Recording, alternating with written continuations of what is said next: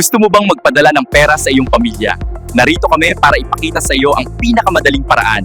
Mabilis, simple at secure. Una, buksan ang iyong Payit app. Sa home screen, itap lang ang transfer button sa ibaba. Pagkatapos, piliin ang international transfer para magpadala ng pera sa ibang bansa. Pwede kang magpadala sa mahigit 200 na bansa, gaya ng India, Pakistan o sa Pilipinas. Halimbawa, pipiliin natin ang India. Ngayon, i-type ang amount na gusto mong ipadala. Makikita mo ang best exchange rates dito mismo sa screen.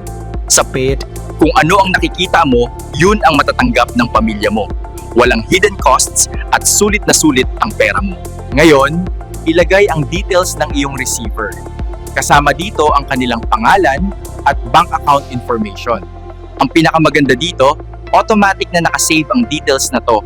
Kaya sa susunod mong padala, isang tap lang ay tapos ka na. Kapag na-add na ang iyong receiver, piliin ang kanilang pangalan sa listahan. Pagkatapos, i-type ang amount na ipapadala mo at i-send na agad. Ngayon lang naging ganito kadali ang pagpapadala ng pera. Payit, Mabilis, ligtas at laging simple. I-download at subukan na ngayon.